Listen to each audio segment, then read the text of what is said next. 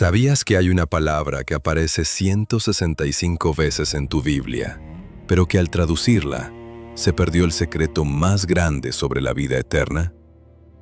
No se trata de cuánto tiempo vas a vivir después de morir, sino de cómo estás viviendo hoy. En los próximos minutos, vamos a rescatar la palabra aión, y te prometo que después de esto, tu Biblia nunca volverá a leerse igual. Una palabra que aparece 165 veces y que ha sido aplanada hasta quedar irreconocible. Cuando entiendas su verdadero significado, vas a descubrir que la vida eterna no es lo que te contaron. No es algo que esperas cuando mueras, es una realidad que ya debería estar transformando tu presente.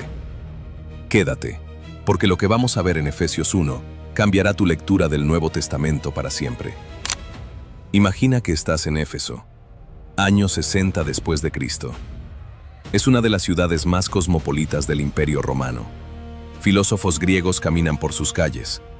El templo de Artemisa, una de las 7 maravillas del mundo antiguo, domina el horizonte. En esa ciudad viven personas que conocen a Platón, a los estoicos, al judaísmo helenista. Personas que piensan en categorías de tiempo muy sofisticadas. Y llega una carta de Pablo. Y en esa carta, en el capítulo 1, versículo 21, Pablo escribe algo que esos efesios oyeron con toda la precisión que nosotros hemos perdido. Dice que Cristo está sentado a la diestra del Padre, por encima de todo principado y autoridad y poder y señorío, y de todo nombre que se nombra, no solo en este siglo, sino también en el venidero. La palabra que Pablo usa 2 veces en esa frase, traducida como siglo, es aión. Aión. Y aquí está el primer problema que necesitas ver. Tu Biblia traduce aión como siglo en algunos versículos, como eternidad en otros, como para siempre en otros, y a veces simplemente desaparece dentro de la palabra eterno o eternal. La misma palabra griega, traducida de 4 maneras distintas según el contexto, según el capítulo, según el criterio del traductor. ¿Por qué importa eso? Porque si la misma palabra la lees como siglo en Efesios 1:21 y como eterna en Juan 3:16, tu cerebro construye 2 conceptos distintos, donde Pablo y Juan usaron exactamente la misma palabra griega. Y esa inconsistencia tiene consecuencias teológicas enormes. En Gálatas capítulo 1, versículo 4, Pablo dice que Cristo se entregó a sí mismo para librarnos del presente siglo malo. Ese siglo malo no es una cantidad de años, es una era caracterizada por el alejamiento de Dios, por un sistema de valores contrario a su reino.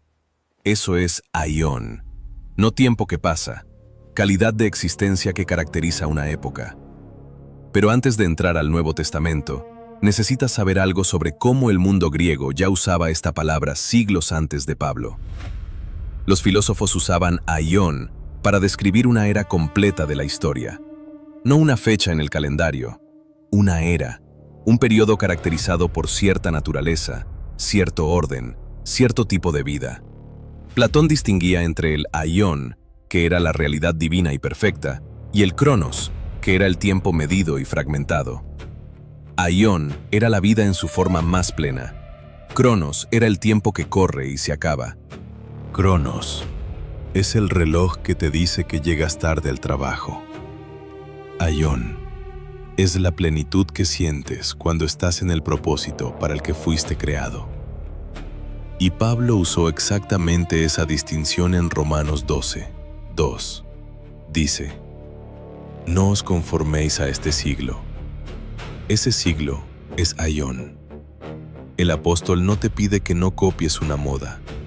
Te pide que no te moldees según la era actual, según el sistema de valores del presente orden alejado de Dios.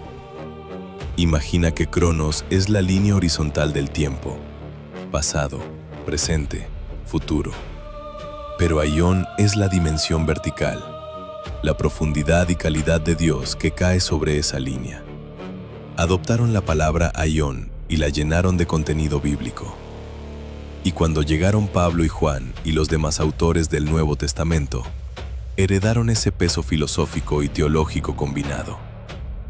Aión no es primariamente una palabra de duración. En su uso bíblico, aión describe una era, un periodo de tiempo caracterizado por cierta calidad, cierto orden, cierto gobierno. Los escritores del Nuevo Testamento vivían con una cosmovisión que dividía la historia en dos grandes eras. El aión presente, que es este orden actual del mundo con todo su sistema de valores, su estructura de poder y su distancia de Dios.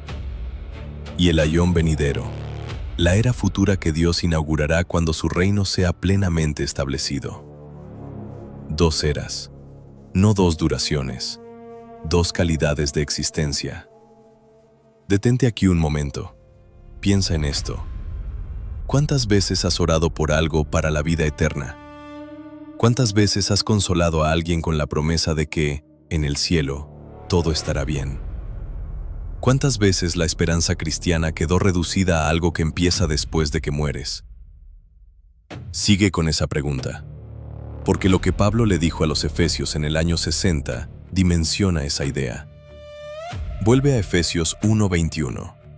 Pablo dice que Cristo ya está en su trono. Ya, tiempo presente. Por encima de todo poder, no solo en el aión presente, sino también en el aión venidero. ¿Entiendes lo que eso implica? Pablo no está consolando a los efesios con una promesa para después de la muerte.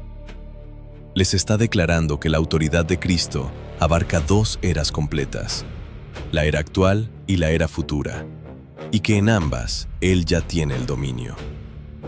Ahora ve a Juan 17:3.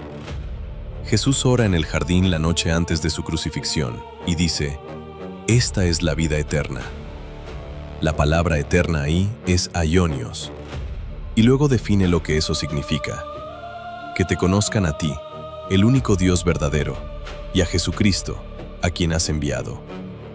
Jesús no define la vida del aión venidero como duración, la define como conocimiento, como relación, como el tipo de vida que pertenece a la era de Dios.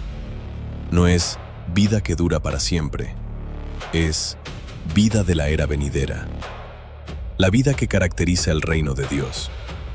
Una calidad de existencia que implica conocer a Dios, estar en comunión con Él, vivir bajo su gobierno. Y aquí está el dato de ruptura que lo transforma por completo. Esa vida, del aión venidero, según el Nuevo Testamento, no comienza cuando mueres. Comienza cuando la recibes. Juan 5:24. Jesús dice: «El que oye mi palabra y cree al que me envió, tiene vida eterna. No tendrá en futuro».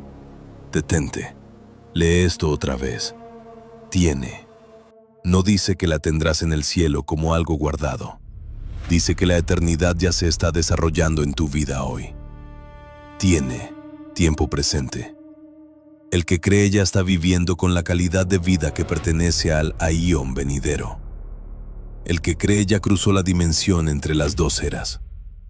No es el énfasis con que te lo dijeron. Y la diferencia entre vida que dura para siempre y vida de la era venidera disponible ahora mismo no es un detalle menor. Es el corazón de lo que Jesús vino a ofrecernos. Ahora en Mateo 12:32, Jesús habla de la blasfemia contra el Espíritu Santo y dice que ese pecado no será perdonado ni en este aión ni en el venidero. Dos eras. El mismo mapa que Pablo usa en Efesios. El presente orden y el orden futuro de Dios. No es ahora y en el más allá. Es en esta era y en la era que viene. La bíblica no divide la realidad en tierra y cielo. La divide en el presente orden roto y el orden restaurado que Dios está estableciendo. ¿Cómo lo vemos en nuestras vidas? Primero cambia lo que esperas. Si la vida aionios es vida que dura mucho tiempo, tu esperanza queda suspendida después de la muerte. Pero si la vida aionios es vida de la era venidera ya disponible ahora, entonces todo tu presente cambia. No estás esperando el cielo para vivir bajo el gobierno de Dios. Estás siendo llamado a vivir bajo ese gobierno ahora mismo, en tus decisiones, en tus relaciones, en tu carácter. La esperanza no es un escape hacia el futuro. es una invasión del futuro en el presente. Segundo, cambia como oras. Si le pides a Dios cosas para cuando llegue al cielo, estás aplazando la realidad de su reino. Pero si entiendes que Juan 3:16 promete que quien cree tiene ahora la vida del aión venidero, entonces puedes pedirle a Dios que esa calidad de vida irrumpa en tu realidad concreta, en tu matrimonio, en tu forma de perdonar, en tu manera de trabajar, en cómo tratas al que no puede darte nada a cambio. No como promesa diferente a la realidad que ya tienes derecho a reclamar. Tercero, cambia cómo lees cada página del Nuevo Testamento. Cada vez que aparezca eterno, para siempre, siglos de siglos, ya no leerás duración, leerás pertenencia. Esta promesa, este mandamiento, esta realidad, pertenece a la era de Dios. El matiz no siempre cambia el mensaje, pero cuando lo cambia por completo. Y lo cambia precisamente en los versículos que más importan. Imagina a Pablo dictando esa carta en algún lugar del imperio, preso, encadenado, sin libertad, y escribe que Cristo reina en el aión presente y en el aión venidero. Pablo no está escribiendo desde la comodidad de quien espera que algo mejore después de que muera. Está escribiendo desde la convicción de alguien que ya vive en la realidad de la era venidera mientras todavía camina en la presente. Eso es lo que le da la paz que el mundo no puede entender. Eso es lo que le da la capacidad de contentarse en todo estado. No porque el presente sea bueno, sino porque el aión venidero ya irrumpió en él. Eso es lo que Aión le dice a tu fe hoy. No estás esperando una vida mejor. Estás llamado a vivir la vida de la era venidera ahora mismo, con su justicia, su paz, su gozo, su comunión con Dios. Si esto cambió tu forma de ver la vida eterna, suscríbete a Teología y Verdad, porque vamos a seguir desenterrando estas raíces de la Biblia. Y dime en los comentarios, ¿en qué área de tu vida necesitas que el aión de Dios irrumpa hoy mismo? Te leo. Si este estudio te hizo aprender algo que no conocías, el video que aparece es el de Ouranos. Ahí descubrimos que el destino de la fe no es escapar de la tierra, sino que el cielo descienda a ella. Es la pieza que completa el mapa de hoy. Y si quieres conectar lo que vimos de Aión con tu vida práctica, te dejo también el estudio donde explicamos por qué la vida eterna ya comenzó. Ambos videos profundizan en esta misma verdad. Para ir más allá, en la comunidad bereana tienes el PDF con el análisis técnico y el contexto histórico que no logramos cubrir aquí. Tienes el enlace en la descripción. Shalom.